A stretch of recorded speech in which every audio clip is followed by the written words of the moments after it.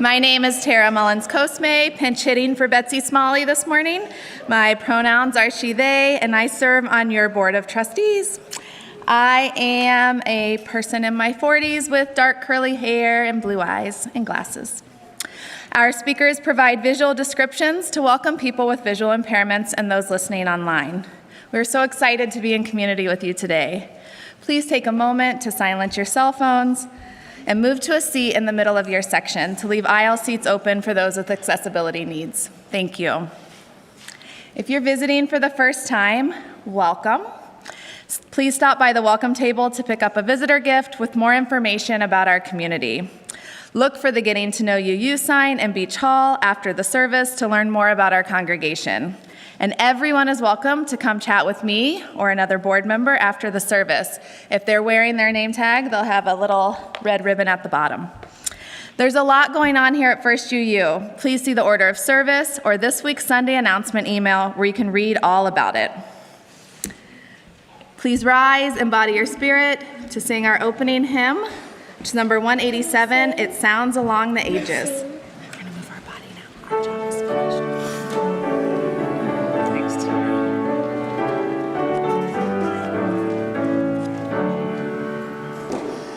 It sounds along the ages, soul answering to soul.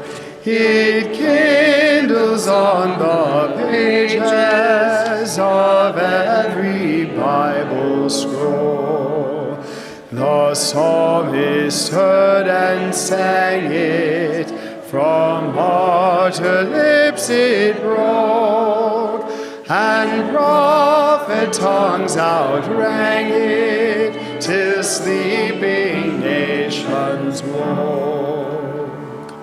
From Sinai's cliffs it echoed, it breathed from Buddha's tree. It charmed in Athens' market, in hallowed Galilee. The hammer stroke of Luther, the pilgrim seaside prayer, the oracles of Concord, one holy word declare. It calls and lo new justice, it speaks and lo new truth. In ever nobler stature and unexhausted youth, forever on resounding and knowing not of time, our loves but catch the music of its eternal chime.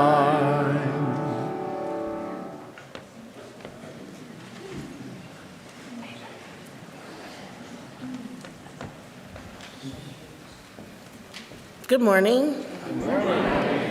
I'm Paisha Thomas. I'm your Justice and Equity student and minister. Today I'm dressed up because I'm going to a wedding.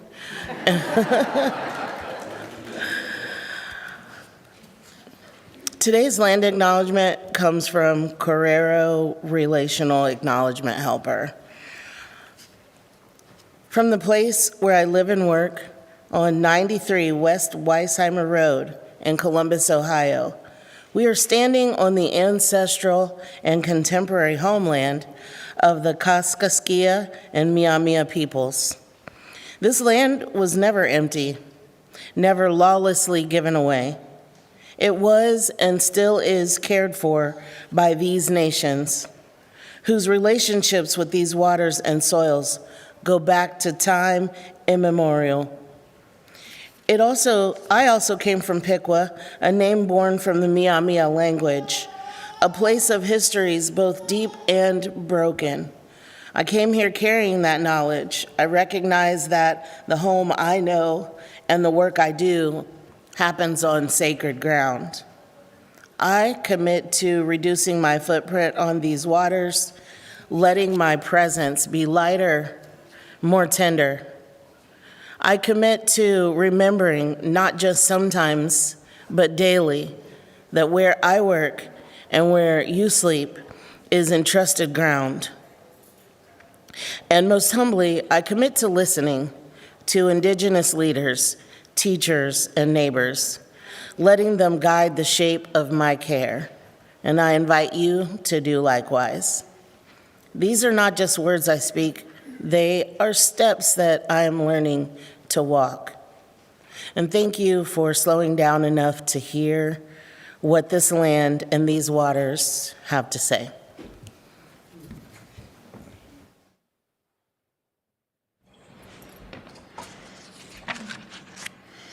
Good morning. Good morning. I'm the Reverend Dr. Teresa Cooley. My pronouns are she, her. I am a white woman in her mid-60s with silver hair, wearing a lilac dress and a purple stole. Our opening words are from my colleague Carol Sissel. We are one. We are family. We are connected by blood and bone, mind and heart, and sometimes bricks and mortar. Like the finest woven tapestries of old and the spices blended and stirred into our family's secret recipes, our lives are intentionally intertwined. And we are made, no, we are fashioned into a stronger community by those connections. This interlacing, intertwining, intermingling of our existence makes each of us whole. This interlacing of our lives makes us whole. This intertwining of our lives makes us whole. Blessings and burdens, happiness and sorrow, lament and laughter. May we allow the magic and mystery, often named Spirit, to keep us connected long after today's service has ended. So come, let us worship together this morning. Let us enter into the spirit of worship. And I'd like to take a moment to especially welcome our visitors again. If you are willing, only if you are willing, please rise so that we can welcome you and know who we'd like to chat with.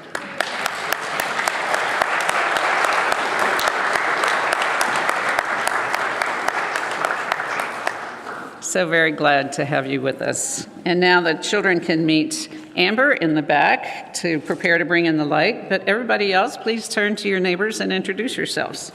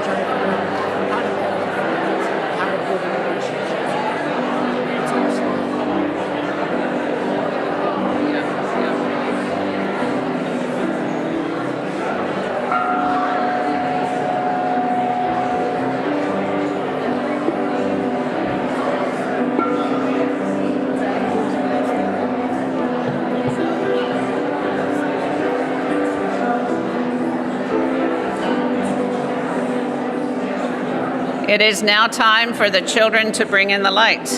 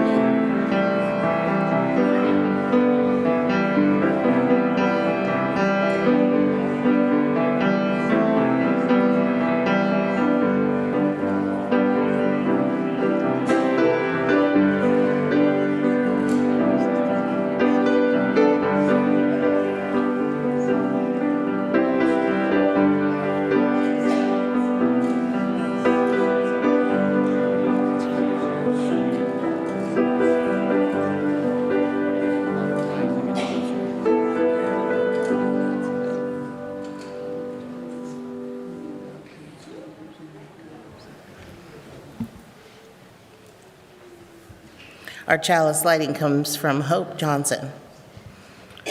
We are one, a diverse group of proudly kindred spirits. Here not by coincidence, but because we choose to journey together.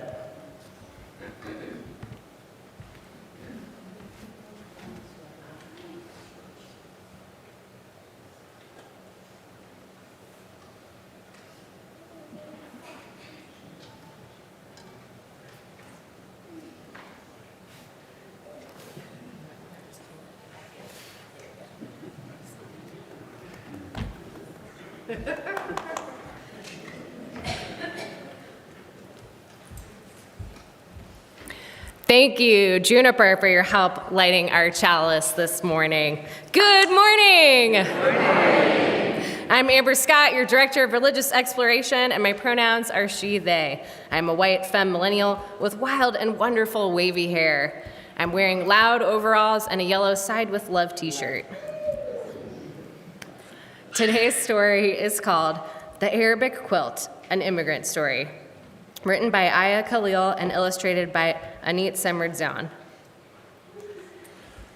Kanzi, Habibti, you'll be late for the first day of school. Coming, Mama. Kanzi stuffs her notebook in her backpack and carefully folds the special quilt her teta made in Egypt. Breakfast is delicious. Fava beans, French toast, and watermelon with feta and mint. I packed your favorite lunch, a kofta sandwich. Shukran, Baba, Kanzi says, but secretly wishes he would pack a PBJ instead. Her family just moved here, and she doesn't know anyone. She doesn't want to be different. In the car, Mama sings along with Arabic radio. When they pull up, Kanzi turns down the volume. Good luck today, Bahabek. I love you too, Kanzi responds. In class, all the students share 3 facts about themselves. I'm Egyptian American. I love to swim, and I love to write poetry, Kanzi bravely shares. Kanzi is surprised when Mama walks in. Habibti, you forgot your lunch. Habibti, like the Hobbit? Molly snickers as classmates laugh. Mrs. Hagen sees tears on Kanzi's cheeks. What's wrong? Molly made fun of what Mama said. Being bilingual is beautiful, says Mrs. Hagen. Don't let anyone make you feel ashamed. You are special. That night, Mama puts sherbet odds in Kanzi's lunchbox. Can you please pack me a turkey sandwich instead? Before bed, Kanzi writes a poem and hugs her quilt, which smells like Teta's home. The next day, Molly says, Mrs. Hagen said I hurt your feelings. I'm sorry I laughed at your mom's language. It sounded funny. It only sounds funny because you don't speak Arabic, Kanzi said, a lump in her throat. My parents say that learning different languages makes a person smarter and kinder. Okay, whatever. Mrs. Hagen calls Kanzi over. I found this notebook open to a lovely poem, she says. It's about my teta's quilt. She gave it to me when I visited her in Egypt. My teta only speaks Arabic. Mrs. Hagen smiles. That is special. I would love to see your quilt. Can I bring it to school? Sure, bring it tomorrow. The next day, Kanzi unfolds her quilt in class, heart pounding. This is my quilt that my teta in Egypt made, she says. That's cool. I want to make a quilt like that, Deshawn says. Maybe we can all make one for our classroom, shouts Claire. On Friday, Mrs. Hagen makes an announcement. We have an exciting project. Kanzi's mom is here to help us make a quilt of all of your names in Arabic. As Mama steps forward, Kanzi thinks how beautiful she looks. Shukran for welcoming me here, Mama says. Kanzi and I will write your names in Arabic, and then you'll copy your name on your quilt piece. Molly is not enthusiastic. Who cares about Arabic? We live in America. My mom says we should only speak English. Mrs. Hagen writes words on the board. Algebra, coffee, lemon, sugar. Does anyone know what these words have in common? They come from Arabic words, Kanzi whispers. Mrs. Hagen nods. Learning other languages besides the one we grow up with helps make the world a friendlier place. We can speak non-English languages and still be American. I wonder what my name looks like in Arabic, Brianna says. Kanzi and Mama write down everyone's names. Neat, shukran, Amina exclaims. Everyone copies their Arabic names onto sheets of colored paper. Then they decorate their papers with glitter and jewels. Next week, you'll see a beautiful class quilt in the hallway. Kanzi is nervous when the bell rings Monday morning and the kids file into school. What if the quilt didn't turn out nicely? The quilt hangs on the bulletin board outside Mrs. Hagen's classroom. The colorful papers with their Arabic names have been cut into different shapes and sizes, and all the pieces are stapled together. Kanzi stands in awe, reading names in Arabic. Claire, Leah, Molly, Ivy, Jack, Lucas, Brianna, Chang, Deshawn, Sam, Angela, Lily, Amina. Teachers and older students stop to look, wondering whose name is whose. Wow, those beautiful letters look like drawings. This was a really cool project, Kanzi. Shukran, say her classmates. I'm sorry I made fun of you, said Molly. I didn't realize how important a different language is. Can you write my mom's name in Arabic? And can we go swimming soon? I'd love to, Kanzi nods, and they hug. Next week, when Kanzi stops to look at the Arabic quilt, she's surprised to see another collage of names in a language she doesn't recognize. Those are my classmates' names in Japanese, says Kura. Our teacher was inspired by your class quilt and asked me to help. Aren't languages beautiful? They could truly unite us. That night, Kanzi holds Teta's quilt tightly and writes a poem for her parents. Shukran, Mama and Baba, for always encouraging me to be proud of speaking a different language and speaking it out loud. Languages can unite us together like a quilt, so I will always speak my languages without guilt. I will never be ashamed to speak in this language that is so unique. Bahabek, Mama, Bahabak, Papa. The end.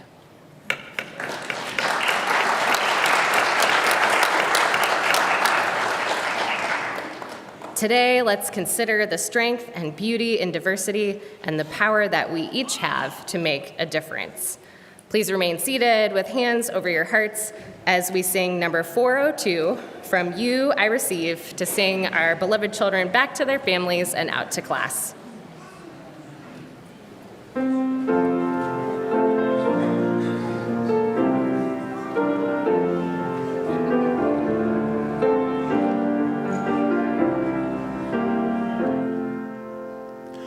From you I receive, to you I give. Together we share, and from this we live.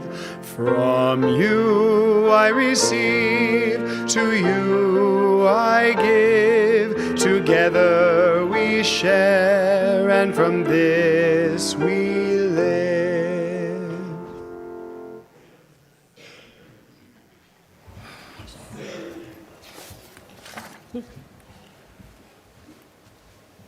So I want to take a moment to remind you about our wonderful Feed and Read project that Jacques Angelino has been doing for so many years.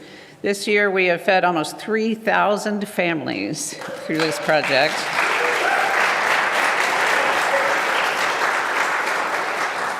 We want to encourage you to grab a bag at the welcome table or go visit Jacques at his table. He's happy to take you along to meet some of the families that we feed through this process as well. He would be very happy to receive your contributions toward the incredible efforts that he makes. So thank you, Jacques, for your efforts.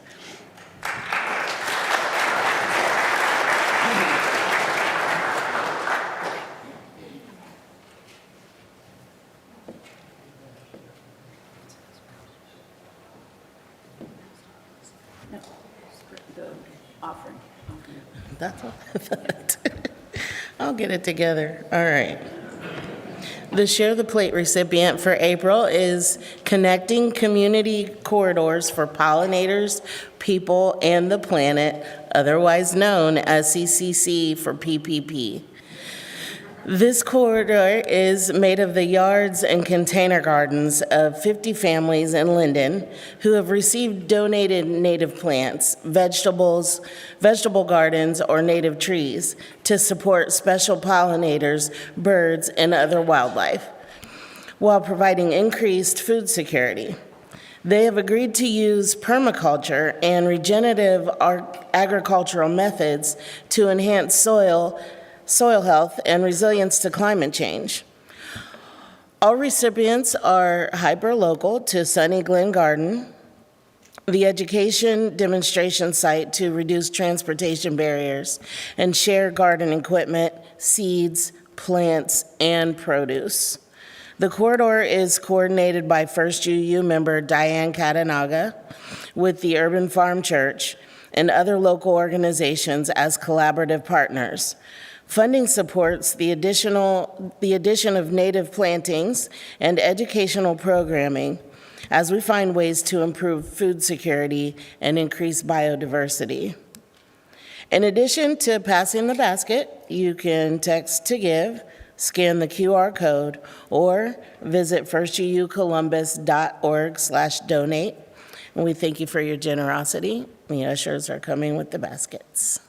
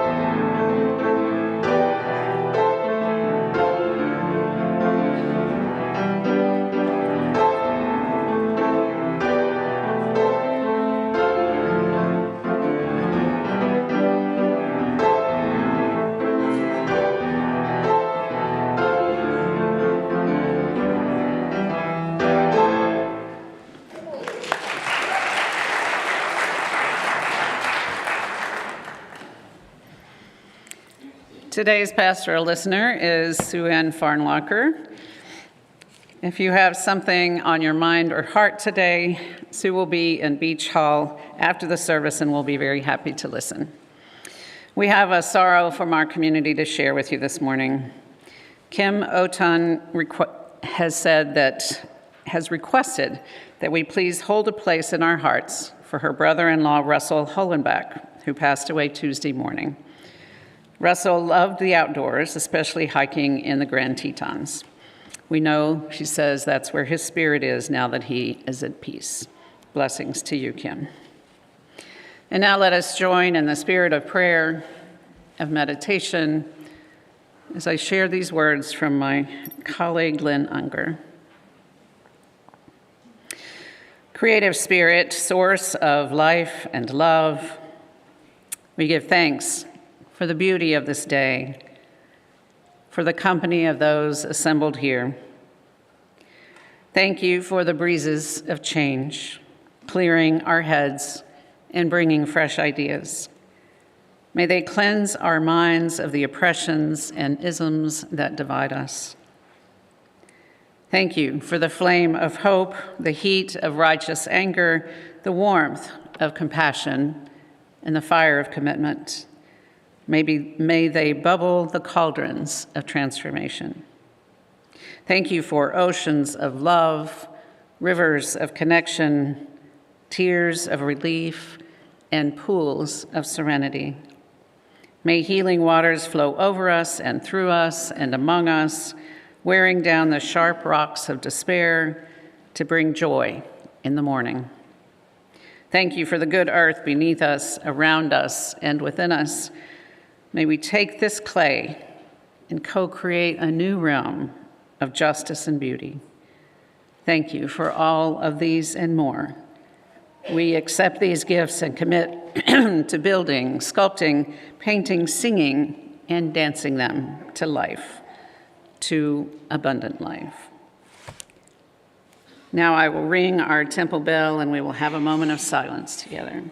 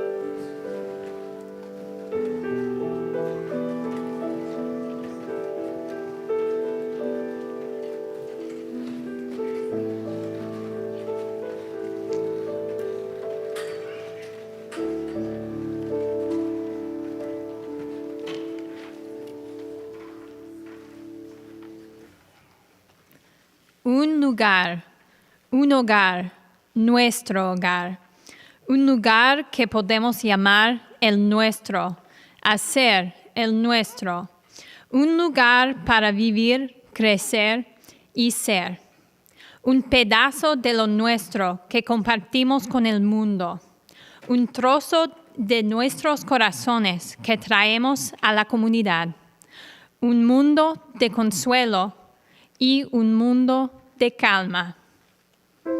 Un mundo de amor.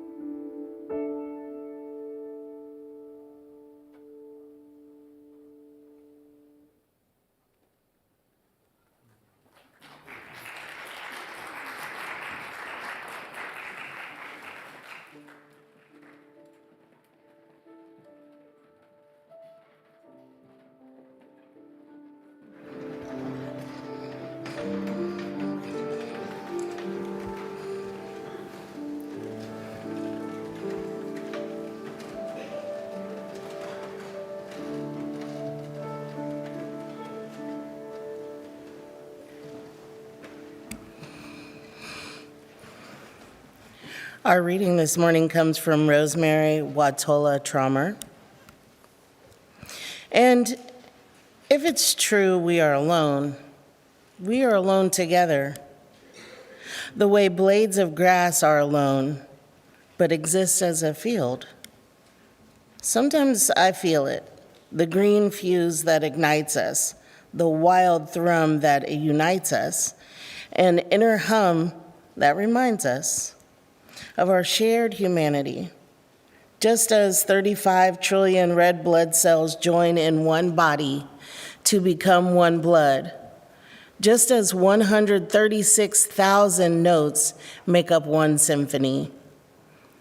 Alone as we are, our small voices weave into the one big conversation. Our actions are essential to the one infinite story of what it is to be alive. When we feel alone, we belong to the grand communion of those who sometimes feel alone.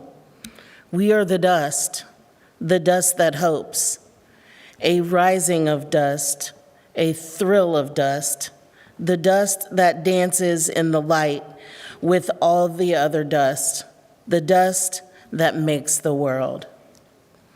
Please remain seated to sing.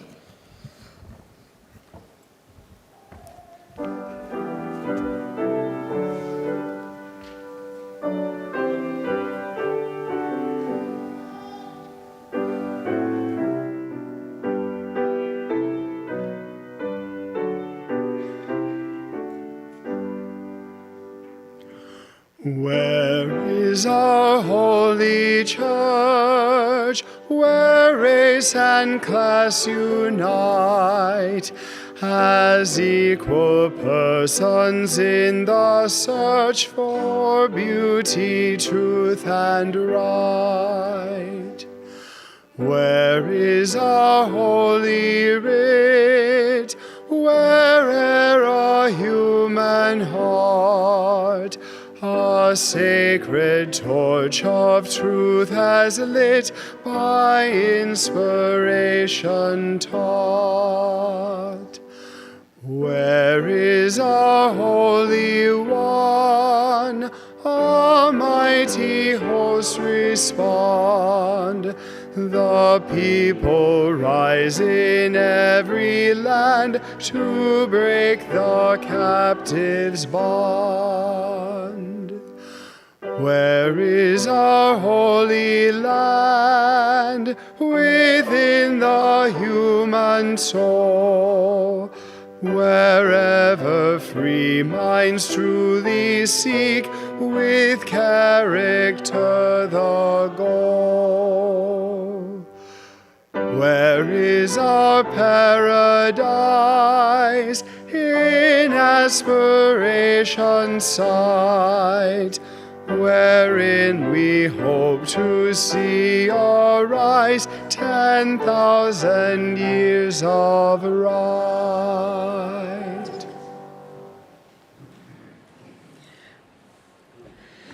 We are very, very happy to welcome to our pulpit this morning Pablo de Jesus.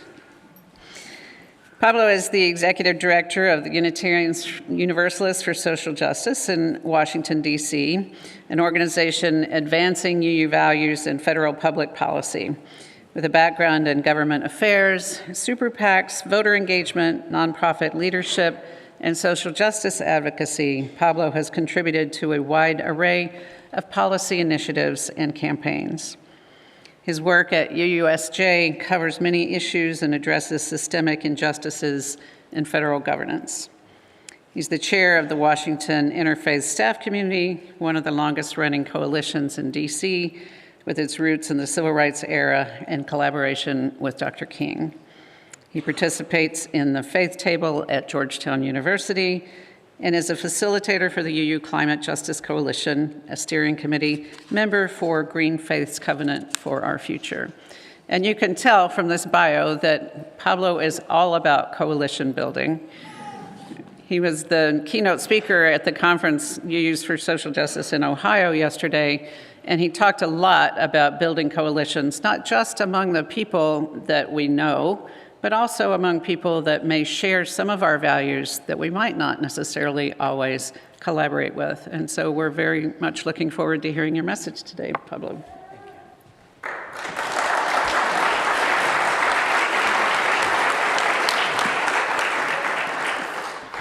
Thank you, and I'll just disclose, I tend to be a bit of an evangelical for UU values, principles, and worldview, so I get really hyped about what we believe. I've been asked to give a visual description, so I guess my most prominent feature is my baldness. I'm clean shaved. I've got a clean shaven head in the style most notably popularized by Michael Jordan during the 90s. I maintain a goatee. I often, though not always, wear glasses. And I present to most Americans, at least when they're making a passive sort of observation, as a swarthy, ethnic white guy. Some keen observers will note my mulatto and mestizo heritage and ancestry as a Puerto Rican. And I think it's fair to say that my most prominent piece of clothing today is this bright blue blazer, which is part of my, let's go outfit. So I apologize to your eyeballs. So, beloveds, the first UU, peace to you in the name of love, both practical and sacred. I want to share with you that I was in a conversation recently, and someone was throwing some shade, as the young folks would say, about Ohio.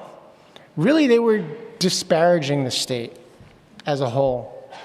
And I immediately came back and said, that's not true.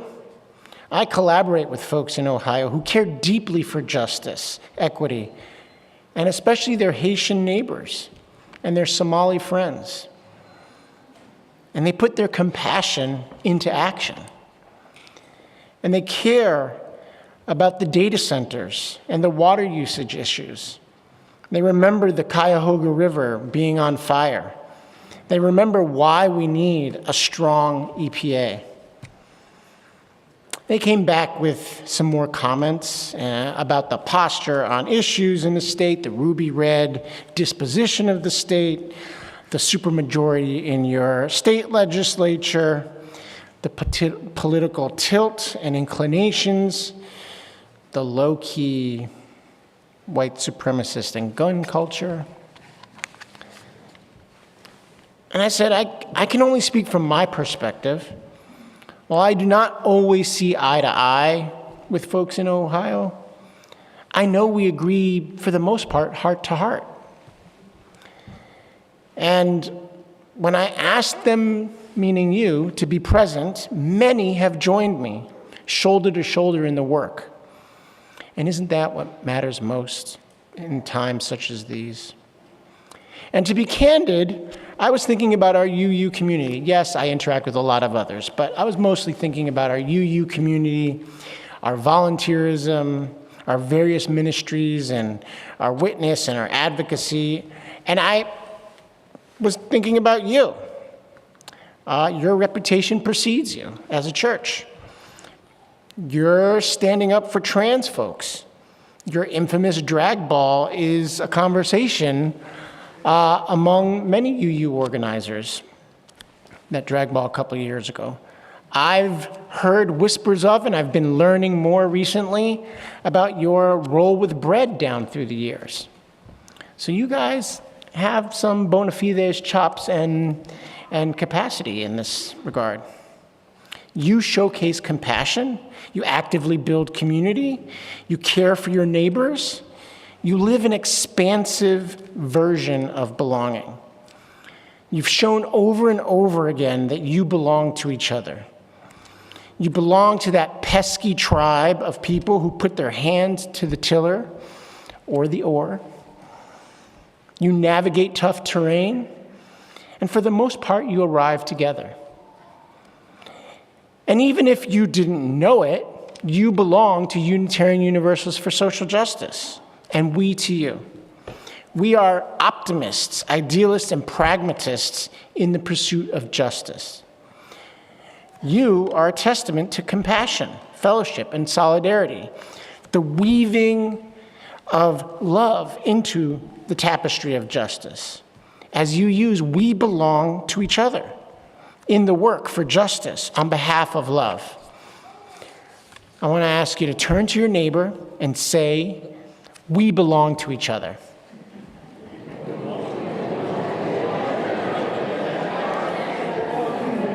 Now I want you to turn the other way and I want you to say, "I'm in covenant with you." I'm in covenant with you.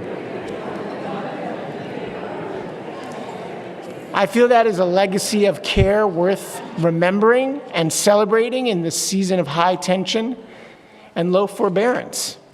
Because by all accounts and signals here in the United States, we're in the middle of a troublesome winter of discontent, as Shakespeare put it, at least for the most vulnerable among us. As things continue to be challenging, I want you to remember that we have been together in this work through the ebbs and flows of energy, focus, and attention, and a desire for the work at hand. And this relationship of ours, as you use, has endured. The fellowship has been maintained. We have shown a capacity for spiritually disciplined engagement. And we'll need more of that to build it out further. To start with our denominations, our houses of worship, our particular churches, and then we've got to go beyond. We must find other communities of like mind and similar spirit and begin journeying together in defense of our democracy. We must relearn our skill for the great weaving. Now, UUSJ needs your attention to meet the moment, and some of your financial resources are always welcome. And I sincerely hope that First UU Columbus will consider becoming a partner congregation with UUSJ. It's really helpful when we engage with members of Congress to say that we represent you, that we are your authentic voice in Washington, D.C., that we are your federal ministry. And our principal constraint is resources. It's not a lack of clarity or creativity or know-how or gumption. It's the resources to execute at the level that you, as Unitarian Universalists, expect of us, to meet the moment and the demands of this moment. But more than anything, I want this time together this morning to be seen as a personal message of thanks for your fortitude and your commitment to justice. As partners in this faith centered on love, we have covenanted to hold each other in that care and compassion which we cherish and value. We endeavor to live up to those commitments, even though they can be difficult. But we need each other now. We need deep-throated boosters for our positive, inclusive vision of America. We need steel-spined defenders of compassion and care. Our nation needs us for that work.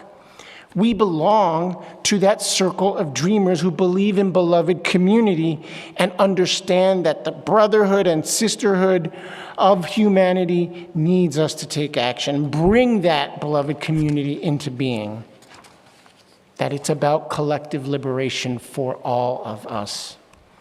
And in that context, I want to recognize that those of you here in Ohio have been living and learning and loving on one of those battlefronts in this season of transformation in our body politic. Ohio is a place in contention culturally. Now, that shift has been underway for a while, for some time, and in many ways it was telegraphed nationally by what was going on here in Ohio for at least the past 2 decades.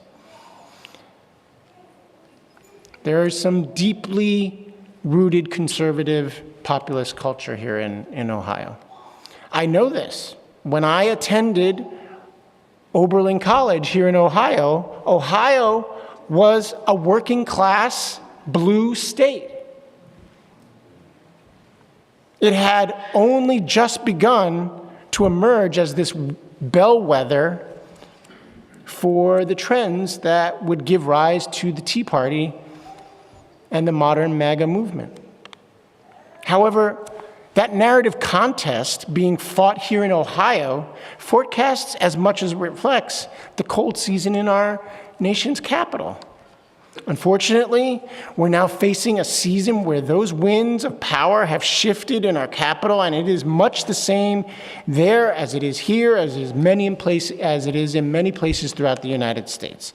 Now, the version of federalism that has descended upon us as we the people is bringing challenges to free speech, access to the ballot box, a seeming disregard for constitutional norms, an indifference to local community autonomy, and an apparent ease with unlawfulness.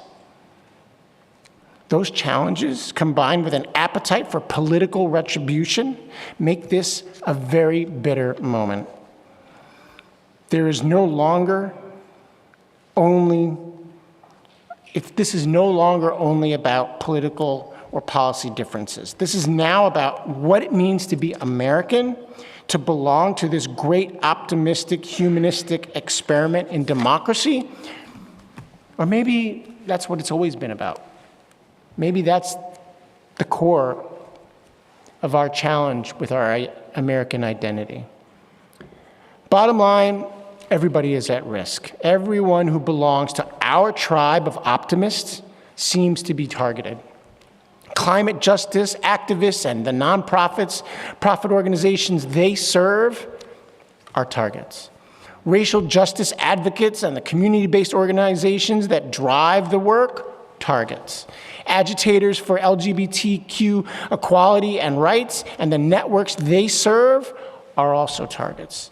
Defenders of dignity and trans people and the caring systems that they utilize, targets. The Southern Poverty Law Center, a target. Advocates for the poor and the institutions that serve the humble, targets. DACA recipients and even the dreamers, as well as refugees and asylum seekers, and the communities that embrace them, targets. Even the children, especially the kids, and the families that rear them, targets. And the lawyers, and the judges, the doctors, the clergy, the social workers, the civil servants, the scientists, and all the professions to which they pertain. This is a moment that's leaving us all feeling under constant assault, personally or by extension through our kith and our kin. We are feeling at the mercy of that bone-chilling wind. That tapestry for justice we have been weaving since the merger of our two houses, Unitarian and Universalist, is being frayed. Here in one of the epicenters of federal intense activity with your Operation Buckeye and the assault on the Haitian and the Somali communities, you're sort of familiar with this, at least more familiar than many. It would surprise me, or it wouldn't surprise me, if the narrative and the rhetoric around an immigration invasion is used as an excuse for further deployments of the National Guard with an eye towards perhaps the declaration of the Insurrection Act. But certainly, characters like Stephen Bannon have said they want to deploy National Guard in and around our election sites, and that the deployment in the airports was good practice for that in November. That would be a means of dampening voter participation and furthering, in my opinion, authoritarian consolidation. So in this winter of discontent that has brought us increased military and police presence in American streets, in our communities, and the disappearance of friends and neighbors, most of whom are undocumented or unhoused or youth, others are here illegally, and some among those appear to be citizens, according to certain reports. And it's going to get worse. It is getting worse now that the Supreme Court has sort of permitted what amounts to indiscriminate racial profiling with some of their decisions. So we're on the precipice of something that really is going to look most like the racial authoritarianism of Jim Crow. Some say we're moving in that direction, or maybe the direction of a de facto dictatorship or apartheid state. And if you're wondering about this, if you're wondering whether or not I'm right, ask some of the foreign-born individuals in your social networks. Go out of your way and ask some of those farm workers. Ohio's an ag state, especially here in the mid-state. I mean, we're edging towards papiris, please, sir, madame, if you please. By all accounts, they're not that polite. I was just hearing some stories today or yesterday about how law enforcement officers from one jurisdiction were coming across, I think it was into Columbus, and trying to get into schools, and it turned out they worked for ICE. That's really disturbing. And many people feel compelled to carry their papers at all times, whether they're here legally or not. They're unsure if their documents will protect them, those documents alone. For example, I worry that my real ID, driver's license, is insufficient, and I should get a passport. I worry about traveling to and from my wife's hometown of El Paso, Texas. It's very close to the border, and within 100 miles of the border, CBP and ICE have a whole different level of authority. We worry about how we're going to protect our 10-year-old, who might have to prove he's a citizen, and whether he knows at least 3 telephone numbers to call in case the worst happens and he gets scooped up or deported. Those are not things that I should have to worry about, not really. Is that Thomas Jefferson's life, liberty, and pursuit of happiness? Are those the constitutional rights, freedoms, and protections ensured by our country's Constitution? Is that the Republican form of government for the states we separated from monarchy to achieve? I was on a major call with national leaders in the civil rights space not too long ago, and the through line in all the comments was, it's probably going to continue to get worse, and we need really to relearn how to stick together in that fellowship and solidarity that I've been mentioning to get through it. We need to remember that fellowship as Americans. If being a nation that adheres to the agreed upon conventions of our Constitution means being for law and order, well, then I'm for that. I'm for law and order. But if being for law and order is a thinly veiled accusation that I or my wife or my black children or my black friends and my child and all the people in my mixed up Caribbean family don't deserve to be here, well, then I'm going to defy that. That is something that I have to resist. That is a form of tyranny.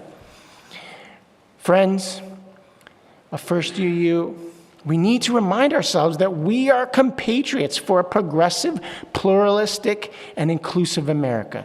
That is the America to which we belong. So I'm going to ask you to do it again. Turn to your neighbor and say, we belong to each other.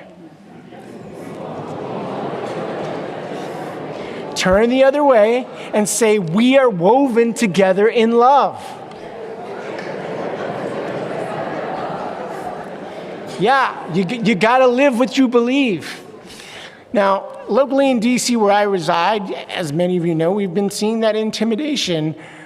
It's especially directed at our young black males and youth population. And a lot of the smoke and mirrors is really an excuse to go after those young black males, the unhoused population, and to find immigrants among those groups. We in DC sounded the alarm about that treatment spreading to other communities, and lo and behold, it has. And according to most this is not something that's going to abate. There was a lot of fanfare about how President Trump was going to roll back the presence of the National Guard in D.C. We still have over 2,600 National Guard deployed in D.C., and they are forming a new National Guard unit so that they can have even more people there permanently. My friends, you need to be vigilant. They're coming after you as much as they're coming after us. We all need to be watchful. We all need to mind the othering and the shift in narrative about who belongs, who merits compassion and care, who can claim membership in our communities. Citizenship may be a legal status, but belonging in our communities is about a covenant between neighbors to care and recognize each other and cherish that common humanity. History teaches us that when such a winter of discontent descends upon us, and those winds are cutting hardest, it's hardest for the poor and the marginalized and the othered. And to use that biblical frame, those who are strangers, the sojourner. So make no mistake, you are a stranger to that pernicious fellowship in favor of a minimalist democracy, a Republican plutocracy of oligarchy, adherence to a Unitarian theory of executive power. And in my mind, in this case, Exodus 2:22, King James is somewhat apt. We are all strangers in that strange land. And unfortunately, that land is increasingly celebrating autocracy, authoritarianism, and it's flirting with Christian theocracy, and its open embrace of Nazism. Many of the Unitarian Universalists on the ground who were there or visiting in Minnesota and Minneapolis named it tyranny, named it fascism. We are all cognitive foreigners in that realm. Have you seen the viral videos of people saying, yes, I'm a fascist, or some version of, I want to use the democratic process to achieve a religious state? Have you seen the chats of young Republicans declaring their love for Hitler to each other? Many of us yearned for a return to our promised land of freedom, and liberty, even if it was imperfect, with warts and blemishes and profound disappointments. And trust me, as a Puerto Rican here in the United States, I know it was not radically inclusive, but it was certainly better than what we've got going now. And I feel like we need to boldly explore the unknown. We need to gladly lean into the fellowship that our faith embraces. We need to recognize that common humanity that unites us all. We need to celebrate our welcome of the stranger with care and compassion. We need to proudly attest we are all born in original blessing. And we are one in that great human family. We are weavers. We bind ourselves to compassion, fellowship, and solidarity, and we weave them together in a tapestry of justice. And we are actively crafting that sense of belonging. But it's not just the stranger under attack. It is all of us in all of our care. And again, history teaches us that when this kind of circumstance arises, it's those of us who have the moral fortitude and spiritual discipline to resist and defy Caesar, Rome, the hegemony, as it tries to convince us to forsake our power, that can suffer. As they try to trick us into thinking that we're alone in our fear and our consternation and our desire to object to what we see going on around us. Those winds can be bitter for those of us who remain committed to universal community and humankind. And in such an hour, we must remember that we do not serve the state, but instead we consent to be governed by it. We are the conscience of our own body politic. That is where our spiritual discipline belongs. So again, I beg you, to put into practice that kind of faith. And turn to your neighbor and say, we belong to each other. And then turn the other way and say, we are the fibers of justice. You're tired, I can see. You don't want to do that. Our sacred texts and faith tradition call us to lead with moral courage rather than follow in fear and turn a blind eye to injustice. We must remember that as a faith tradition, we refuse to be silent. We're not silent people. We're not a silent faith. For we know silence equals consent. That is our axiomatic belief for delivering care in community and in fellowship, the great weaving. So we must remember we can also withdraw consent in big ways and small ways. We need to learn and lean into every possible instance of small and large defiance we can manage. Each time we lean into that example of the Buddha or the Good Samaritan, we are working to bend the moral arc of the universe towards justice. Each time we recall a biblical proverb or a hadith of the Quran that teaches us mercy and compassion and community care, we are living into love as a sacred religious value. So I ask you to continue taking your place shoulder to shoulder, both literally and figuratively, with those who are suffering the harms. I ask you to see those who dwell in the shadows. I ask you to see those who are suffering the plagues of indifference and hate. And for those age-old evils of mankind. Let the people around you know that First UU has not forgotten or forsaken them. Declare publicly and loudly that your faith is grounded in love. Roar like a pride of lions, that our tradition has sympathy and offers fellowship, that we are unafraid to confront root harms. Ours is a living tradition woven for justice. And I urge you to act together in community. Work mightily to establish a unity of purpose here within your own halls.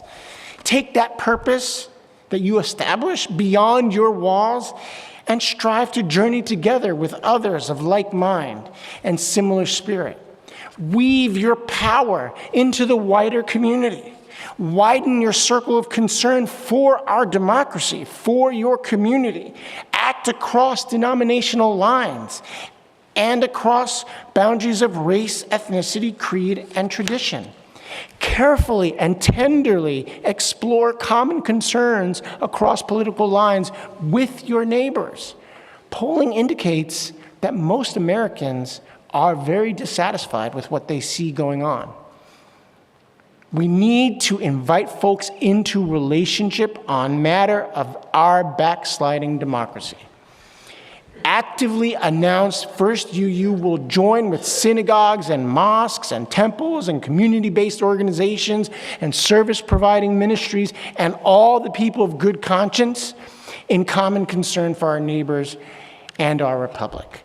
Collaborate with UU Justice Ohio and UUSJ and support the needed work.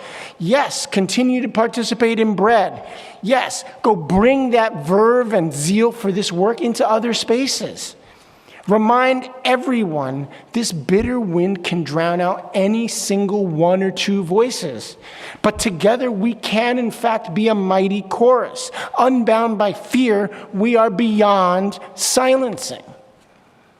So what does that mean? It means in practice, non-cooperation and nonviolent action in all of its various forms. You have to figure out what works for you and your church, but you got to figure out how you're going to act. But it should not start with a cathartic impulse to just bash or lash out at people. Instead, you've got to be firm in your faithful affirmation, the spiritual discipline within the self and the congregation, and then move that out into the community. And know and trust that when you engage in interfaith prayer vigils and public witness and prophetic preaching, we are confronting immoral policies that cause harm. When we show care and compassion, we're challenging the immoral politics that debilitate. When we engage in service ministry and planning and coordination, we're engaging in mutual aid and preparing for community resilience. When we live into our liberatory theology, we are weaving justice. This is loving work, and we must do it. We must act in these ways. We must be both strategic and practical. We must find the spiritual steel to meet the moment, the fortitude to preserve in the face of howling bitter winds is needed. This might seem long. The winds feel sharp, and you may feel overwhelmed by the tasks at hand. You may feel this winter will not end. However, faith-grounded spiritual discipline requires that we cultivate hope. So we remember the morning always comes, the winds eventually shift, and the people's progress is always the spring thaw after the winter. For every contraction or re-entrenchment, we eventually see an expansion and a flowering. We know that the long arc of the moral universe bends towards justice, or at least we trust and believe that it does. But injustice is rather rigid and persistent as a human tendency. That is the struggle where we require compassion and attention. To bend the arc towards justice requires many hands shaping that curve with love. That is where we are called to act. It's an effort where each person must weave their little bit of the cloth, and each generation grasps its corner of the tapestry. That is how we form community. That is what we do at UUSJ, our part, bringing an unremitting Unitarian Universalist presence to the federal forum. It's never easy, but it's always worthwhile and meaningful. Now more than ever before. That's why on behalf of UUSJ, we welcome your support, we welcome your attention, we will welcome your donations, but more than that, please side with love, feed your spirit, defy hate with joy, defy hubris with irreverence, find your quirky, humorous selves, Columbus. I don't know what that is, I don't live here, but you guys gotta find it. And refrain from indifference. Remain in fellowship with each other. Expand that fellowship. Rest when you need to, and never forget that we are the ones that we've been waiting for. We are the weavers. We belong to each other, and with that I say blessings and peace to you, First UU.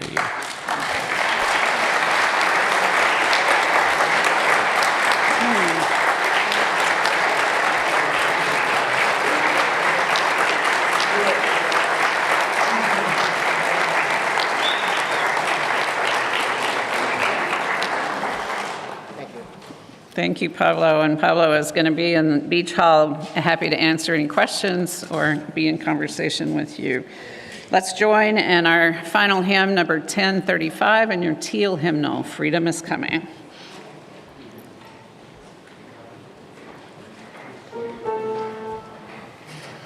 Oh, freedom, oh, freedom. Please rise. Oh, freedom, freedom is coming. Join me, please. Oh, freedom, oh, freedom, oh, freedom, freedom is coming. Oh, freedom, oh, freedom, oh, freedom, freedom is coming. Oh, freedom, oh, freedom, oh, freedom, freedom is coming. Yes. Oh, yes, I know. Oh, yes, I know. Oh, yes, I know. Freedom is coming. Oh, yes, I know. Oh, yes, I know. Oh, yes, I know. Oh, yes, I know. Freedom is coming. Oh, freedom. Oh, freedom. oh freedom, oh freedom, freedom is coming. Oh freedom, oh freedom, oh freedom, freedom is coming. Oh yes, I know.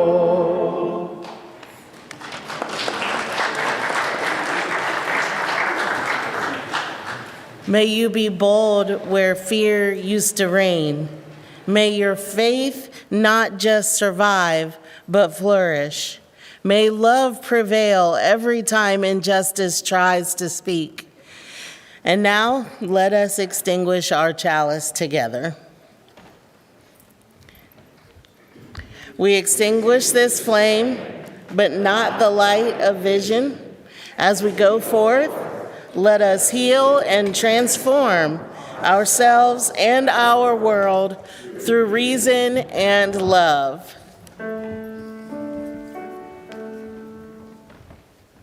When we are singing, we are bound together. When we are sharing, we are free to be. Both in our singing and in our sharing, we are free.